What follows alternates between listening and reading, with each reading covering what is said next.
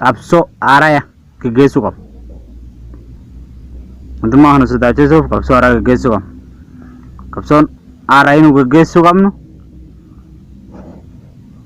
Qabsoon haaraa nu gaggeessuu qabnu. Laganna gabayaa irra lol jiru raqawwetti akkamiin Oromoon Moyyalee aga Finfinnee Moyyalee aga Finfinnee fanji shanaa awwaalani. Aya Jabuutii haaraa Jabuutii irra dhufu qaama futtaa fanji kudhan itti awwaalamu. Gondor irra dhufu shan itti awwaalu. Oromoon kenniisa gaaguroo qabatee hibriidii qabatee Addis Ababa seenuu qaba. Finfinnee seenuu qaba. Karaa mootummaan isaaniin sodaatu kan dafar kennuun san qofa. Karaan guutuu fanji tawwaala. Ibsi qeerroon baasuu deemtu kana. Karaan guutuu fanji tawwaala. Finfinnee seenani. Innis qabat mililik hunnisan dabsatte yaa Oromoo. Hata mililik hunnisan dabsatte. Innis qabaddi seen Finfinnee bool mitiri lama keessa dhabde seen Abiy Ahmed fuudh diqaala seen gannuu fuudh. Kanaaf yoo tan hin godhin diinni siin sodaatu. Ibsi isan baasuu qabdan kaatattama hibriidaaf kennis. Karaa kana hoggaa ofirra hiiteen booda hibriidaaf kennis. Kukkee irra haasu warraan.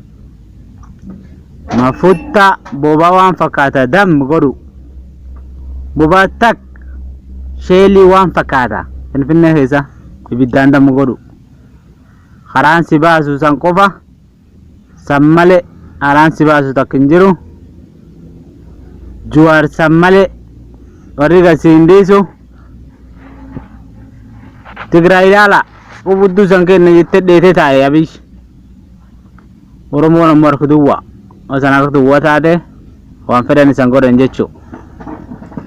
Kanaaf namni nam hin geenne isanirra horrisuu jira. Waan kan ta'eef waraanni maali jijjiiramuu qaba. Har'a ulaaganna gabayaa dhaabi guyyaa shanaffaaf. Dhaabi har'ayyuu nyaataaf maali mina bitaddi qabsoo ta'e gaaraatti. Yeroo minatti hin galin quncee follonfadhu addatti daddaka waliin wallaalle. Hibriidaaf gaaguru qabadi dhukkoo irraa kaasi.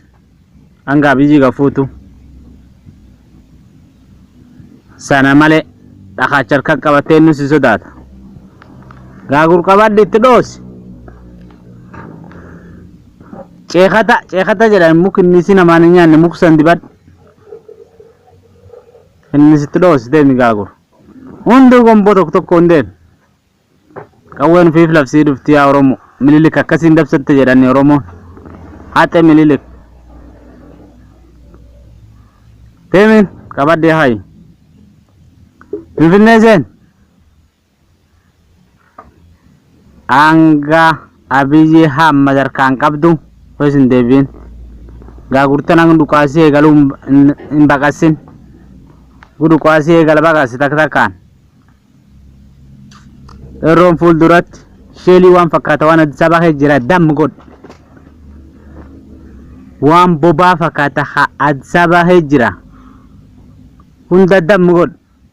Kibriita qofa waan boonsi wanni si gargaara.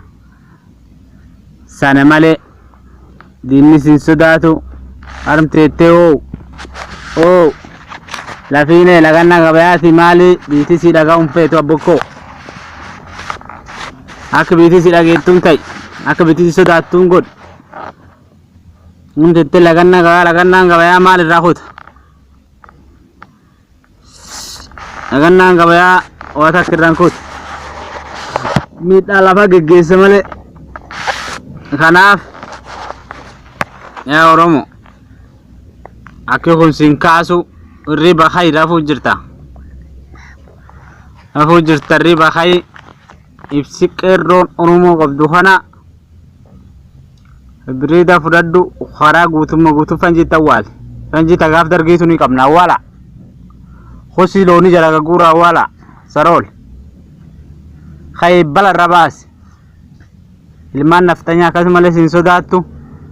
Harat kiiloo caaluun baansan yoo rabbi jedhe boru waraanaaf qophaa guutummaa guutuutti quncee follonfadhu qeerroon takka minatti hin galini. Iftaa yoo rabbi jedhe lolli isaa 10 takka haga nama irraa haansee sa'aatii 4 siin geette harat kiiloo shaayii adunnu sanin jechuu barbaada yaa Oromoo. Harat kiiloo shaayii adaabannu. Ufiif Jawaar Gabbaasa jaalateetimi funnaan urree gabbaamna yaa Oromoo. Irribat sani jira irrib kan jala dammaqaa ibsi qeerroon Oromiyaa qabda kana karaa hunda fanjii keessaa awwaali. Karaa gurguddaa sadeenu karaan gurguddaa Itoophiyaa hee jiru hunda qaxqaxa godha. Fanjii bakka takka hin awwaalin bakka 5 fi 6 awwaali. Fanjii bakka 5 fi 6 awwaali. Mootummaan kuyyoo sana goote malee kibiriiti qabaddi Finfinnee dubbiin jala bultii boru jala bultii iftaansaa 10 takka haga nama irratti qabsoo Oromoon eegaluu qabdi. Finfinnee Hacaaluun baanu harat kiiloo Hacaaluun seenu jedhu seenu qabnaa ture. Qabsoo ta'een itti fufaa qabsaawwan kufa qabsoon itti fufu yaalmaan Oromoo. Hidhadhee haye andeemuuf karaa gubbaa hejjaa qeerroon takka minnatti nafin haana jala.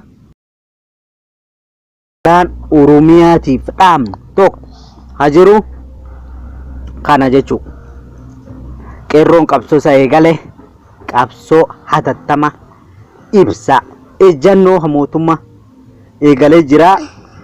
Akka namni waraan kee jirtan tokko akka Oromoo hin dhuqaasin haa Oromoo taatan bakka hejjitu waan uummata sabaaf sablammoota hin tuqin waan mootummaa guutuu barbadeessu waan sabaaf sablammoota si keessa jiru akka hin tunde qeerroo Oromoo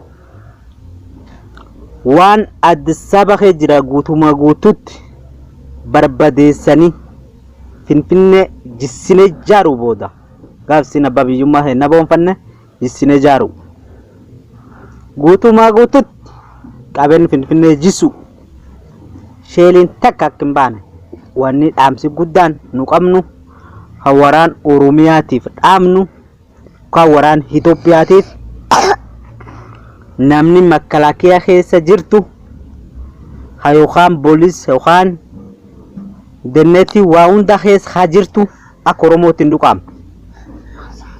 Rasaas keetiin akka Oromoon hin duune yoo Oromoo taate Oromummaaf akka Oromootti hin dhuqaamne dhaamsi hiyyaa hatattamaana qeerroon bakka ejjitu mootummaa hallafaan ga'uuf hibiriidaaf gaagura qabatee jala bultii Finfinnee iftaa yoo rabbi jedhe sa'aatii 10 takka haga nama irraa haansite sa'aatii 4 yoo siin geette harat kiiloo wal agar inshallah wa ta'ala. Kanaaf Oromoon tokkummaan deeggarsaan walabummaan wal bira dhaabbattu san jechuu barbaada. Waraanni Oromoo haa ta'e Oromoo takka mahamtan bakka hejjitanii akka Oromootti hin dhuqaamne haa itti mahamuu lubbuun isa hin danda'inis akka itti hin dhuqaamne dhaamsi hiyya guddaan kana. Namni Oromoo irra dhalatte akka Oromootti hin dhuqaamne rasaasin keetiin dhiiga Oromootiin harka hin dhiqatin yaa Oromoo la wal nu haasise diinni duraanuu akkanuma wal nu haasise diinni irra baraatu qabna bar dhufuuf bakka hejjitu cabsi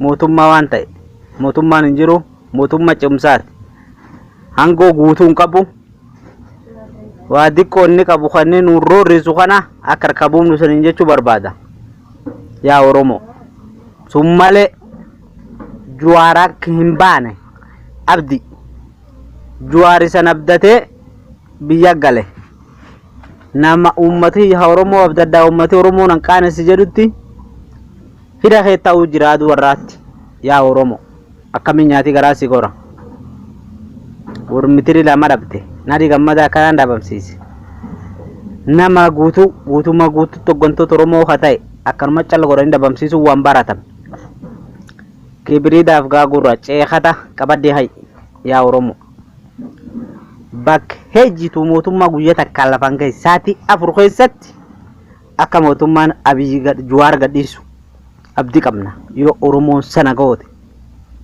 karaa hunda fanjawwal hafin binnezeer hunda harka laf jalaatiin baasii ati waraan kee jirtu yaa Oromoo baasii bara irra baasaniin jechuu barbaada qabsoo